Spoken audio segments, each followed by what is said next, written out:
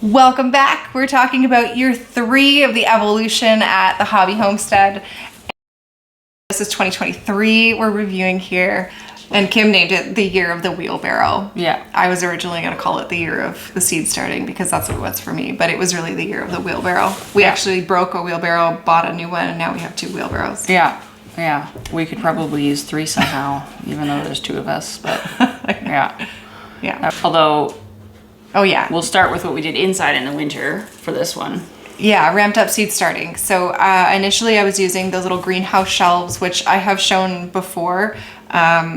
They're just like sort of flimsy and they have a plastic cover, and I'm just like taping the plastic together. The plastic covers inside were to keep the cats out, not for any other reason. In fact, you don't want like humidity and no airflow in a greenhouse like that. So it was a tricky situation to start seeds in. I could only fit one 10 by 20 tray on a shelf reasonably. If I turned them and fit 2, then it stuck way out and I couldn't close the plastic. So we went for like new shelving that year. Well, it was just an out of the box shelf. Yeah. That we jerry-rigged to have essentially welded wire to then keep the cats out. Yeah, so there's like panels that you clip on to the front of it to keep the cats out. And now it holds 12, 10, 20 trays. Yeah, it's nice. Spring of 2023, I pulled my back out really bad. Like I ended up taking an ambulance to the hospital because I hadn't felt so much pain. Like it was like labor. It was intense. And like right when that happened, we got a load of 12 yards of triple mix delivered in the driveway.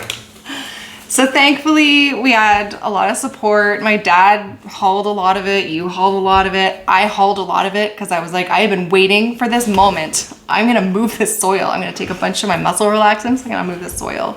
And the kids helped. But 12 yards is a lot. Yeah, it's a lot. And it's not like we could just wheelbarrow it in and dump the wheelbarrows in because the beds were almost 3 feet high. So we had to like, if there weren't 2 people, which there's rarely 2 people because But if there were 2, you could wheel it in, lift the edge of the, the edge of the wheelbarrow to sit on the edge of the bed and then you just tip it in. But we needed 2 people when we were doing that. Yeah. 12 yards. Now that was our first round of 12 yards probably that year, but anyways. Yeah, that spring also, the 3rd season we were here, planted asparagus. They say that the best time to plant a fruit tree or a long-lasting edible perennial like that, the best time is like 20 years ago. The next best time is today. So I was itching to get the asparagus in. We still haven't been able to harvest from it, but next year we should be able to start a little bit. So we planted the asparagus in our front yard, which was kind of fun because neighbors get to see it. They get to experience what it's like to plant an edible perennial like that can be used as an ornamental also. Like it's really pretty in fall. It was a nice, beautiful, like bright yellow color, and it's kind of a divider between our front yard and our neighbor's front yard. Anyway, asparagus went in 2023.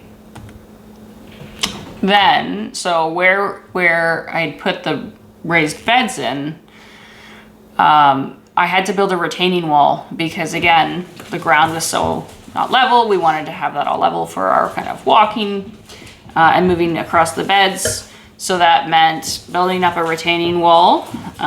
So I edged all around where the raised beds were. All of those 4x4s from the retaining wall and all the way around the garden came from the fence that we took down. All of the fence posts from our fence, and then I think our neighbors on the other side had it done, and the neighbors on the other side had their fence done at the same time. So I took all the 4x4s. So I was able to use all that wood.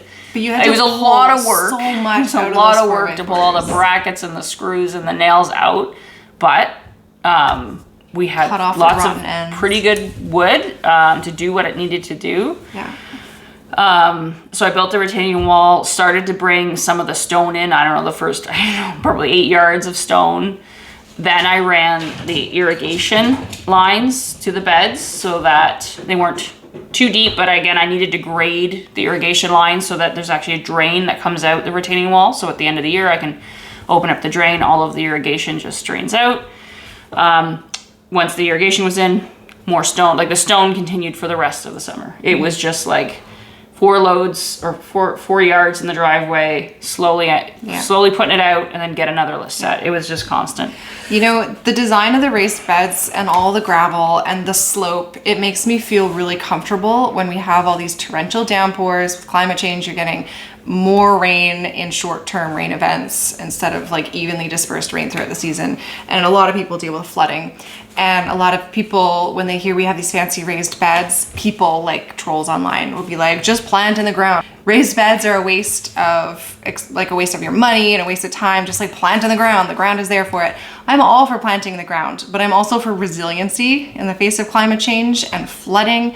And so these beds are elevated. They are well up off of the ground where the water flows. The gravel around them means that we never are going to have standing water rotting out the beds. And the way that everything flows, the water will flow away from the raised beds. It falls in the beds, waters them, whatever, but then the excess just flows away. And we're, I think, fortunate to have the storm drain in our backyard. I don't mind it. Unless it backed up one day. But And at the bottom of the retaining wall, I put bricks. There's still a bunch of bricks that were just strewn all over the property. Yeah. And so I put brick at the very bottom so that the water can just come through. I put fairly large gaps in between the bricks, and then I put the 4x4s on top as part of the wall, just to, again, allow for drainage. I didn't want to restrict any drainage. So that really, it says spring, like we started in spring 2023, but like this was all summer, moving stone, all summer. I like this picture that we'll show now because it shows the irrigation line, the main supply line coming into the raised bed area. But this picture is really about the vertical growing structures. I love raised beds and I love vertical growing. These both can be space savers if done correctly. And so Kim installed some arch trellises over the pathway, and then also some like lateral trellises to grow tomatoes up. Yeah. And you can also see it actually segues nice to the next piece. So if you look beside the pool, you see there's kind of the end of the tarp, and then we see grass going around. And Muddy so grass. Again, more creating walkways and moving more stone. It was just so much stone. All the tarps that you see in the pictures we've shown, we perforated those thoroughly because we didn't want them to become pools. Yeah. Just have the water. We put them there for weed control because they were scrap. Like ideally you're not going to put plastic down in your garden space, but whatever, it was scrap. It was going to go to the dump. So we used it and we just stabbed it a bunch of times so that water would drain out.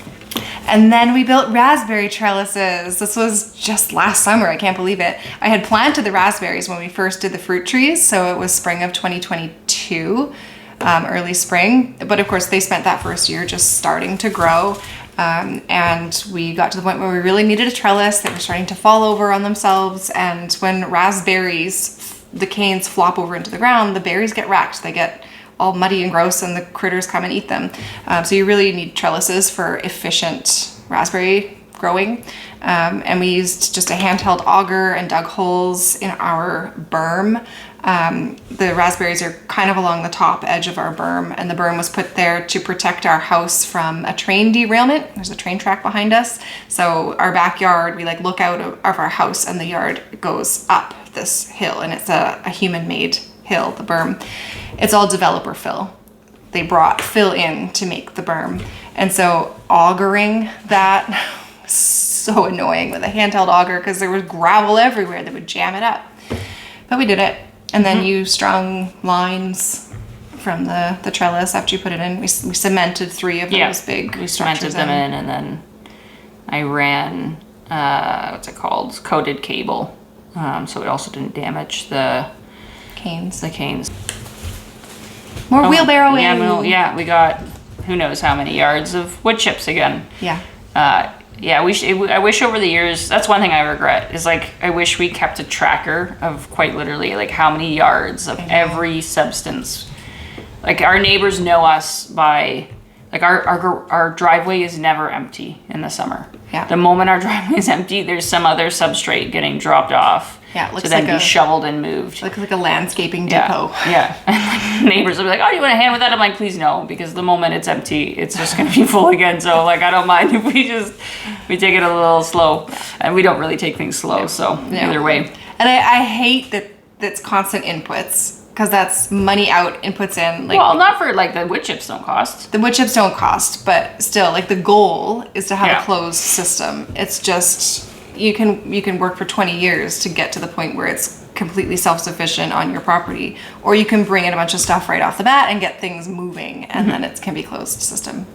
Oh yeah, the loofahs. So 2023, the summer of 2023 was our loofah year. I had never tried them before. I heard people say that you can't grow loofahs without a greenhouse in our climate because they need long seasons to mature. And I gave it a shot and they grew like weeds. It was ridiculous. They collapsed our arch trellis, the weight of them pulled it down. We got, I think it was like 24 large loofahs that came in the house, and some of them started to mold while I was waiting for them to turn brown, because some of them we had to pick them green because our season's not long enough. So at the end of the day we got maybe like 17 or 18 beautiful huge dried loofahs that we still have, and we're giving them away, and you made a bunch of soap bars with them. Like, yeah. Awesome. So I think we're gonna do loofahs again this year because it was fun and they make a good gift. So still in the same year,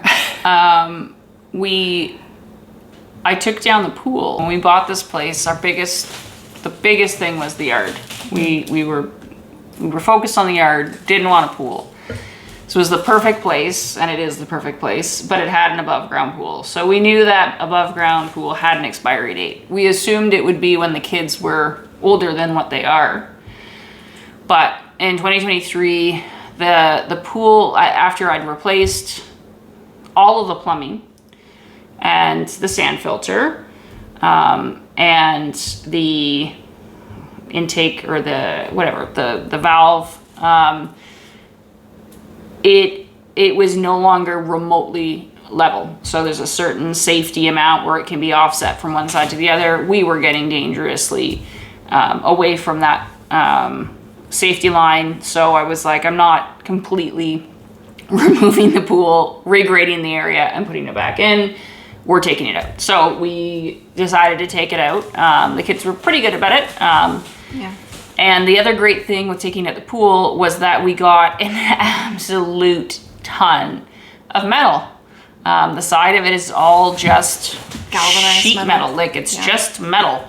And so I very kind of carefully took it apart and rolled it up. And we've got two big rolls of metal, some of which goes into projects that you'll see from this year. God, was that this year? Was this year? No, fall. Yeah. Yeah, Right. yeah. So I had mentioned at some point that we had these big Manitoba maples in our backyard that had never had any TLC, and some of them were leaning like this over the playhouse at the back in the backyard. And Manitoba maples are they've evolved to wipe out the competition in forests, so they down themselves on purpose so that their offspring, their seeds can germinate, there's space for their babies to grow. And so it was a pretty high risk situation. Also, we had like a near tornado one day come through that took out half of one of the Manitoba maples with the saucer swing, and it was really sad. So we had to do something about it. We cut down only one of the Manitoba maples. I think so. No. Or we took half of we took another half of one down, Yeah. and we took a full, 1.5, I guess. Yeah. But it meant that we had a lot of logs, and so it was a perfect time. I partnered with Grow Mushrooms Canada to get a bunch of mushroom spawn, and we made these mushroom totems out of a bunch of the big logs, and then inoculated a bunch of the smaller logs with plug spawn. And this was in 2023 in the fall, and in the spring of 2024 already we started seeing some of the mushrooms growing from that mushroom spawn, which was exciting. Yeah. Yeah. All right, let's wrap up 2023, and please come back and watch the next video. This is our review of just this last year, 2024, the final year before we head into the future. Please follow along, click the little bell icon, subscribe to the channel. You'll get notified when the next video comes out.